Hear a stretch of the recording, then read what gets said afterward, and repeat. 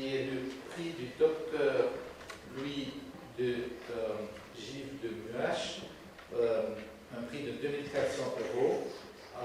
La lauréate, c'est Madame Cécile Brachet, et le jury a été présidé par le professeur Frédéric Lemay.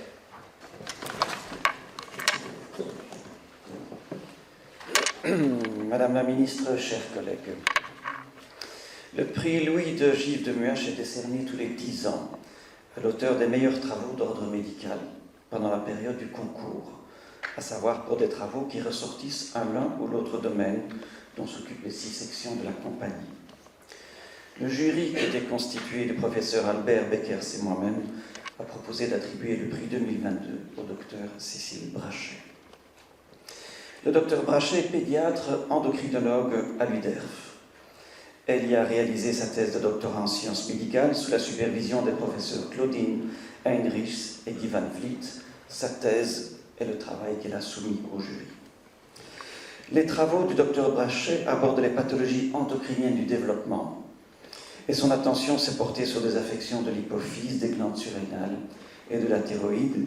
Elle vous décrira dans un instant le détail de ses découvertes et observations. Les recherches cliniques du docteur Brachet ont permis d'affiner le diagnostic de pathologies endocriniennes pédiatriques, de révéler de nouvelles mutations géniques et d'optimiser le traitement de jeunes patients.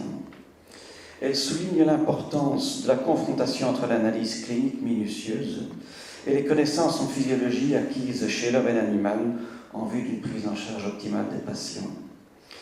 Enfin, le jury tient à souligner le regard social porté par le docteur Brachet sur ses travaux, notamment dans l'analyse des conséquences de diagnostics trop tardifs de pathologies de l'hypophyse chez des jeunes enfants qui sont issus d'un milieu social peu favorisé ou qui ont été contraints de migrer, ce qui constitue aujourd'hui un contexte malheureusement de plus en plus fréquent dans nos pays.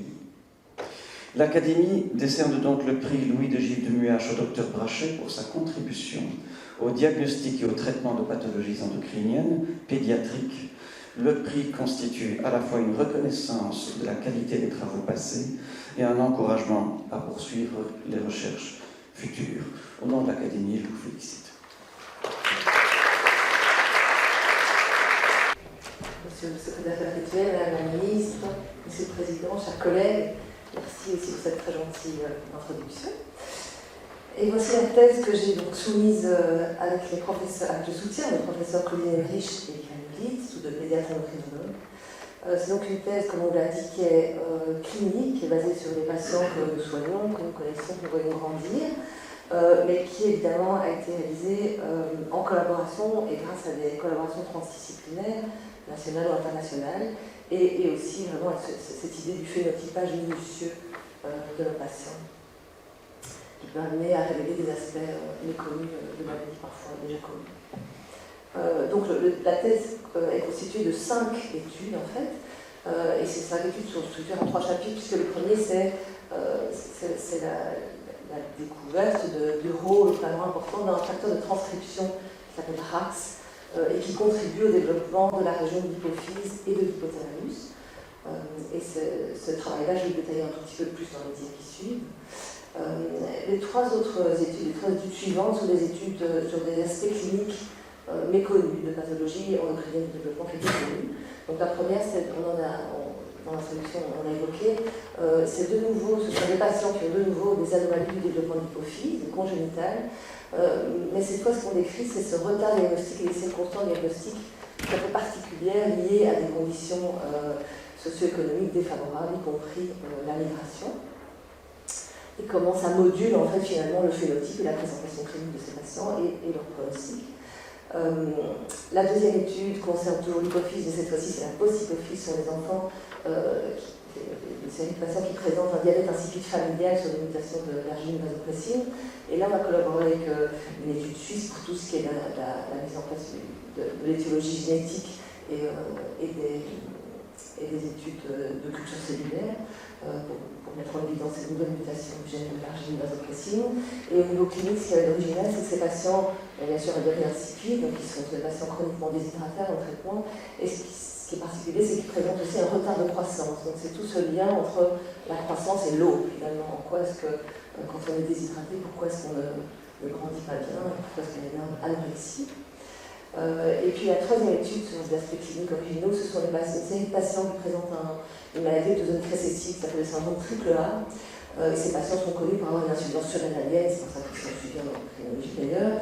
Ils ont aussi une affection, un aspect neurologique et neurodégénératif, d'évolution lente. Et ce qu'on a décrit en collaboration avec les ophtalmologues cette fois, c'est l'aspect rétinien, puisqu'ils ont une rétinopathie qui est proche de celle qu'on voit chez les patients avec des maladies mitochondriennes. Et alors enfin le dernier chapitre, et donc la cinquième étude, c'est là cette fois c'est vraiment pour le suivi à long terme de nos patients. Ce sont des patients qui présentent aussi une anomalie du développement d'une endocrine, et cette fois-ci c'est la thyroïde. Et donc c'est la description d'une cohorte de patients monocentriques et leur devenir, y compris de croissance et scolaire. Voilà, donc je veux juste pour illustrer un peu le travail, parler de la première étude du fameux gène RAS, un facteur de transcription. Donc le développement normal de la région de l'hypophyse et de l'hypothalamus chez l'embryon humain se déroule par étapes. Ces étapes sont toutes régies la plupart du temps par des facteurs de transcription. Et donc vous voyez ici sur la figure à gauche, donc la formation d'un pli, une évagination en tout début de l'embryogenèse au niveau de la cavité orale de l'embryon et qui est en contact étroit avec un autre pli qui se développe au départ de la base du cerveau.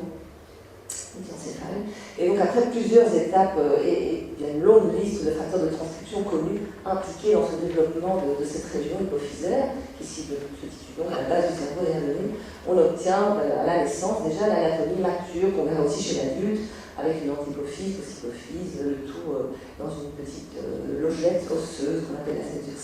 On peut voir la même chose chez les mammifères, c'est extrêmement conservé ce processus, ici c'est chez un embryon de souris, où on voit aussi donc, le pli provenant de la cavité orale en contact avec ce fameux pli, l'imagination provenant de la base du cerveau.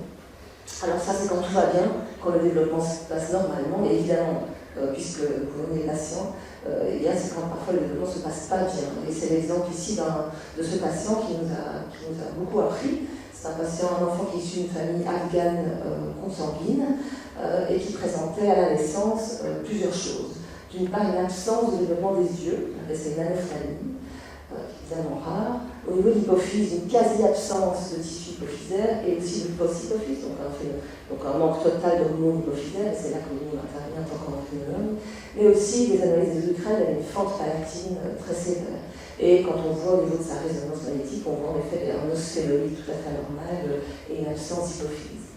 Alors, on a fait un exome clinique, comme on fait souvent chez les patients rares comme ça, et on est tombé sur ce patient, un porteur tant sur l'allèle paternelle que maternelle, si on reste une famille consanguine, d'un variant dans un gène qu'on appelle RAS. Et ce gène n'était pas du tout connu des endocrinologues, en tout cas, et dans la littérature qu'on a fait, on a vu qu'il était uniquement décrit chez une petite dizaine de patients qui présentaient une anophtalmie, donc une absence d'yeux, mais sans aucune description d'un problème hypophysaire ou d'un problème de palais. Et donc, on était étonnés, et c'est là que j'ai regardé s'il y avait des modèles murins ou d'autres vertébrés, enfin c'est souvent celui, des modèles murins d'inactivation de ce gène RAS. Et qu'est-ce que ça donnait chez la souris? Et alors, chez la souris, ça donnait aussi l'anophtalmie. Vous voyez ici une souris knockout pour RAS, et elle n'a pas d'yeux. Et il n'y avait pas de description, mais entre les lignes, on pouvait supputer que peut-être il y avait quand même des problèmes au niveau hypothalamique hypophysaire. Les laboratoires qui avaient décrit ce modèle murin étaient un laboratoire japonais et un autre américain qui travaillent sur le développement de l'œil, mais aussi de l'hypothalamus et de l'hypophyse chez la souris. Et donc j'ai contacté ces laboratoires pour demander quel était le phénotype hypophysaire de ces souris. J'ai intéressé dans le phénotype hypophysaire et du palais. Et c'est grâce à ça qu'on a pu finalement gérer ce travail ensemble et écrire ensemble cet article, en sachant qu'on ne s'est jamais vu, c'était toujours assistant bien sûr, où on décrit vraiment en parallèle le phénotype humain et le phénotype murin, extrêmement similaire, d'une inactivation de ce gène RAS, qui est donc un nouveau joueur, on va dire, dans cette série de gènes impliqués dans le développement de l'hypothalamus et de l'hypophyse, ici plus spécifiquement plutôt dans l'hypothalamus.